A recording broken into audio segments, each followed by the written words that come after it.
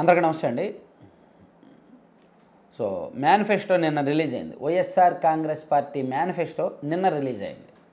So ఈ manifesto Jaganmohan Reddy గారి గ్రాఫ్ని మార్చేస్తుంది, వైఎస్ఆర్ కాంగ్రెస్ పార్టీ గ్రాఫ్ను మార్చేస్తుంది అని ఆ పార్టీ చాలా ఆశించింది. ఆ పార్టీ మీడియా కూడా, ఆ party social media, digital media వాళ్ళు కూడా చాలా ఆశలు పెట్టుకున్నారు. జగన్మోహన్ రెడ్డి గారి మేనిఫెస్టోలో సంచలన అంశాలు ఒక 2-3 ఉంటాయి. దాంతో గ్రాఫ్ అమాంతం పెరిగిపోద్ది, వైసీపీ మీద ఉన్న వ్యతిరేకత కూడా ఆ మేనిఫెస్టోతో పోతుంది అని అనుకున్నారు. కానీ వైసీపీ మేనిఫెస్టో ఫెయిల్. ఎందుకంటే కొత్త అంశాలు ఏమీ లేవు, పాతవి ఏవైతే ఉన్నాయో వాటినే కొనసాగిస్తాం అని చెప్పారు. అమ్మఒడిని కొంచెం పెంచుతాం, రైతు భరోసాను కొంచెం పెంచుతాం, సో ఇతరత్ర సాయాలు ఏవైతే ఉన్నాయో అవి కొంచెం కొంచెం పెంచుకుంటూ పోతాం, పెన్షన్ ఏమో 3,500 చేస్తాం 2028, ఇవన్నీ చెప్పుకుంటూ వచ్చారు. మిగిలినవన్నీ కొనసాగిస్తామని చెప్పారు.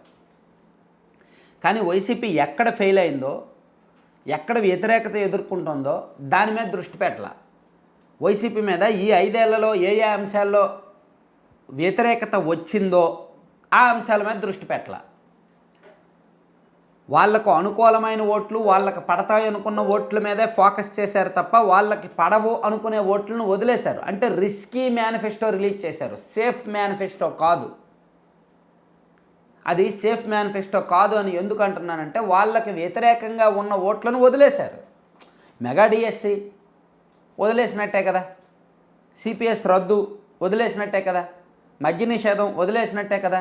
అలాంటప్పుడు 2019 ఎన్నికల్లో ఎందుకు ఆ మేనిఫెస్టోలో ఎందుకు పెట్టాలి, ఎందుకు అమలు చేయకుండా ఉండాలి, ఎందుకు ఈ మేనిఫెస్టోలో పూర్తిగా తీసేయాలి? అదొకటి.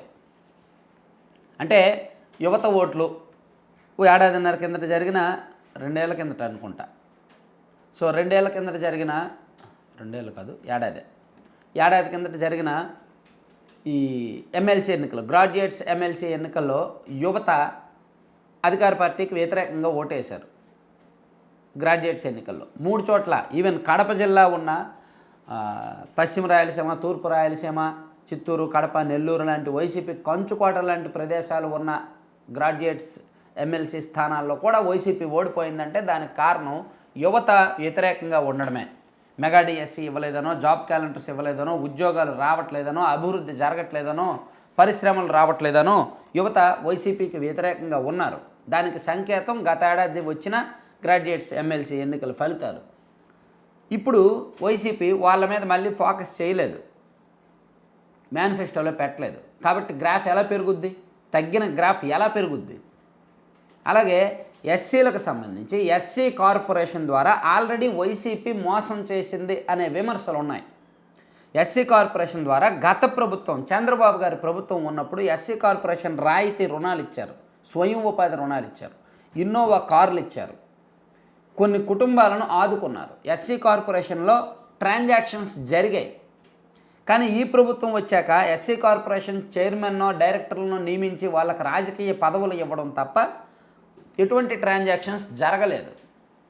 సో ఎస్సీలు మాకేం మీరు చేశారు అంటే ఆ అమ్మఒడో, ఆ రైతు భరోసానో చూపిస్తారు తప్ప ప్రత్యేకంగా మీకోసం చేసింది ఇది అనేది చూపించలేరు. సో ఈ మేనిఫెస్టోలో కూడా ఈ అంశాలను, ఈ లోపాలను అధిగమించలేదు. మరి జగన్మోహన్ రెడ్డి గారి గ్రాఫ్ ఎలా పెరిగినట్టు? తిరిగి డౌన్ఫాల్ అయిందా లేదా?